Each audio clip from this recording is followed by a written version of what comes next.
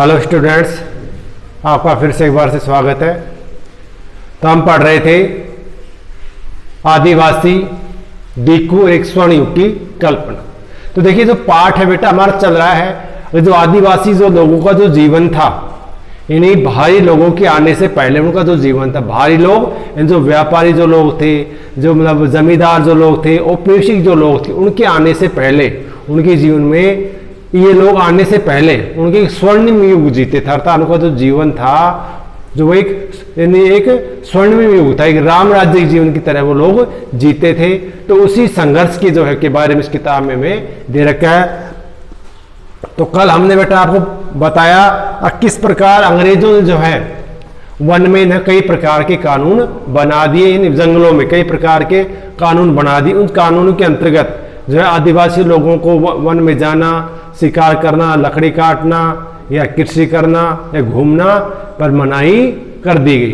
तो ऐसे में जो है आदिवासी लोगों के सामने बहुत अधिक समस्याओं का सामना उन्हें करना पड़ा।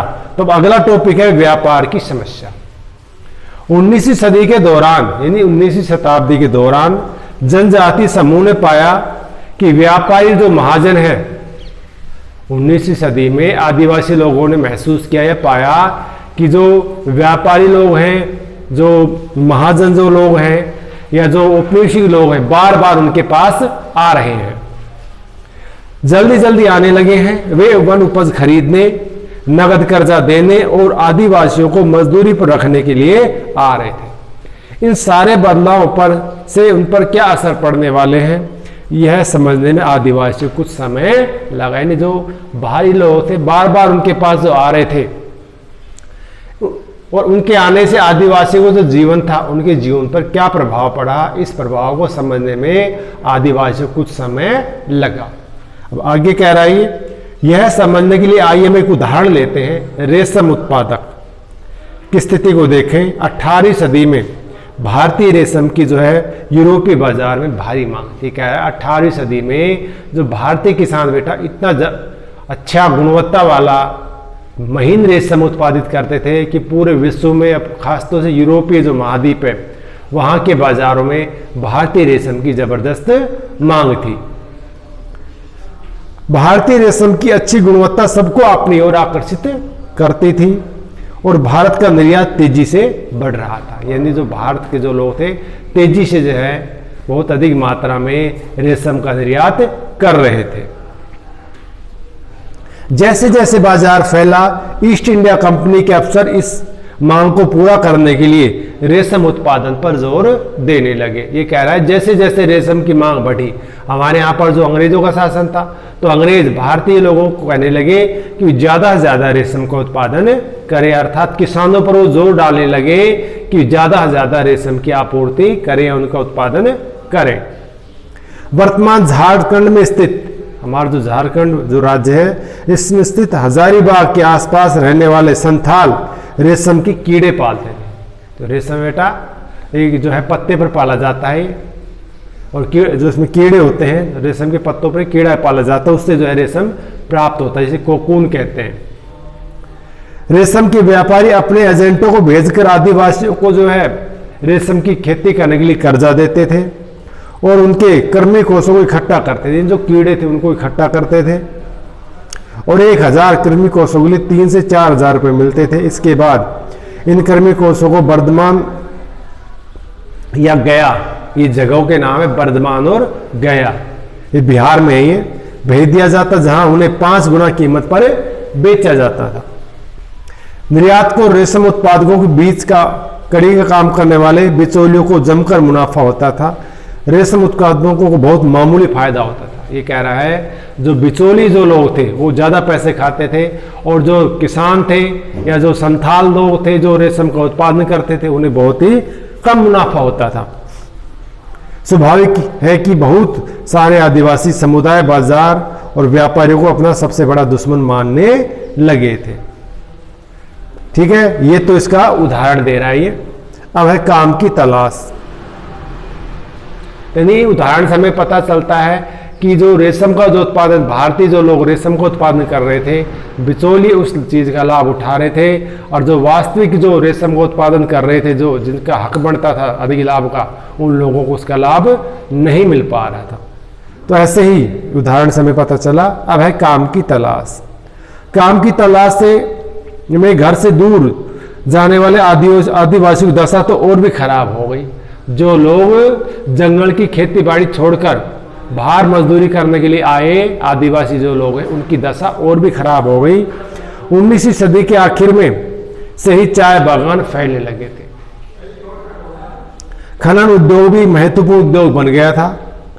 असम के चाय के बागानों में झारखंड की कोयला खदानों में काम करने वाले आदिवासियों को बड़ी संख्या में भर्ती किया गया। ये कह रहा है झारखंड में तो बेटा लोहार कोयला प्रचुर मात्रा में मिलता है, तो यहाँ पर कोयले की खदानों में, लोहे की खदानों में काम करने के लिए बड़ी मात्रा में जो आदिवासी उनको भर्ती किया गया। इसी प्रकार चाय के बागान जैसे असम है, या आपका तमिलनाडु है, या आपका पश्चिम बंगाल है, ऐसे राज्यों में जो चाय के बागानों में काम करने के लिए आदिवासी मजदूरों को भर्ती किया गया।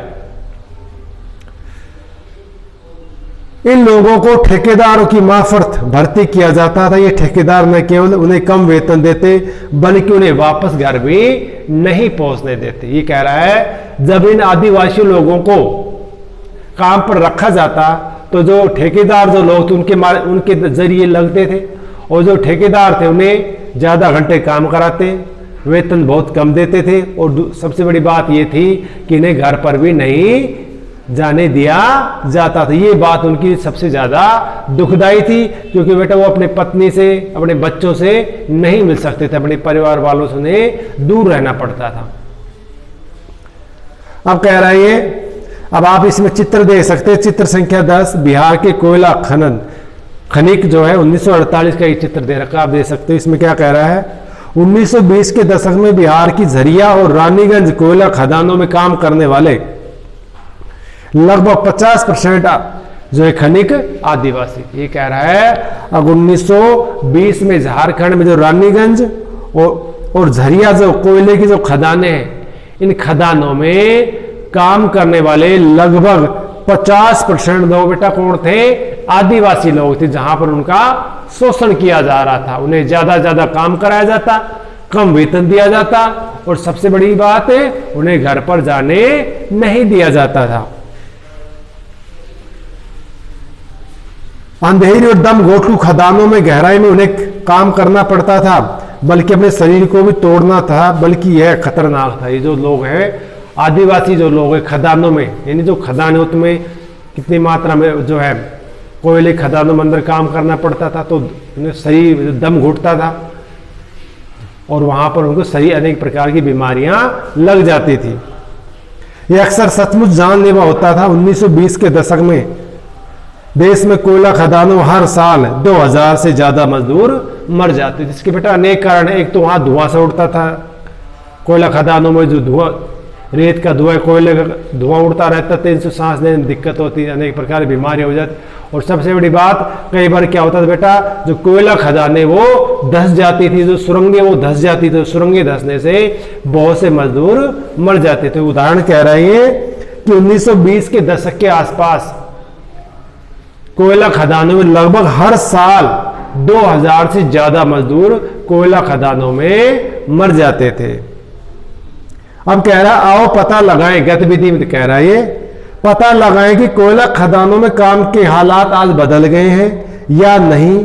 पता लगाएं कि खदानों में हर साल कितने लोग मरते हैं, उनकी मौत का कारण क्या होता है। तो कह रहा बेटा कोयला खदानों में पहले की तुलना में आज की तुलना में काफी अंतर में दिखाई देता है। पहले जो है हेलमेट वगैरह, मास्क वगैरह नहीं होते थे, उपकरण नहीं होते थे, पहले हाथों से ही खुदाई करनी पड़ती है। आजकल बेटा मशीनों वगैरह से खुदाई करती है। सुरक्षा उपकरण आज ज्यादा है, पहले सुरक्षा उपकरण इतने नहीं थे। अब कह रहा है नजदीक से देखने पर 19वीं और 20वीं सदी के दौरान देश के विभिन्न भागों में जनजातीय समूह ने बदलते कानूनों और अपने व्यवहार पर लगी पाबंदियों और नए करों और व्यापारियों व महाजनों द्वारा किए जा रहे शोषण के खिलाफ बगावत की। ये कह रहा है 19वीं सदी के दौरान इन आदिवासियों पर जो उनके साथ जो व्यवहार किया जा रहा था, कानून, नए कानून बनाए गए, उनके खिलाफ जो शोषण हो रहा था, उसके खिलाफ उन्होंने क्या किया, बगावत की, और बगावत भी कई बार उन्होंने की। 1831-32 में कोल आदिवासियों ने और 1855 में संथालों ने बगावत कर दी। किसके खिलाफ? जमींदारों के खिलाफ, औपनिवेशिक लोगों के खिलाफ और व्यापारियों के खिलाफ। मध्य भारत में बस्तर विद्रोह 1910 में हुआ और 1940 में महाराष्ट्र में वर्ली विद्रोह हुआ, और बिरसा जिस आंदोलन का नेतृत्व कर रहे थे वह उसी तरह का विद्रोह था। बिरसा मुंडा एक व्यक्ति था जो लोग उसे चमत्कारी व्यक्ति मानते थे, और ऐसा माना जाता है कि वह बिरसा जो है अपनी चमत्कारी शक्तियों से, दैवीय शक्तियों से लोगों की जो समस्याओं को दूर कर सकता था। अब आगे बता रहे हैं, एक उदाहरण दे रहा है, लहू लुहान मेरे कंधे। मुंडा आदिवासियों के गीतों में उनके कष्ट जो है झलक हमें देखने को मिलते हैं। आज के लिए बेटा इतना ही। कल हम जो है इसका मुख्य टॉपिक पढ़ेंगे, बिरसा मुंडा कौन थे, उनके पास क्या शक्तियां थी और उन्होंने किस प्रकार जो है विद्रोह किया।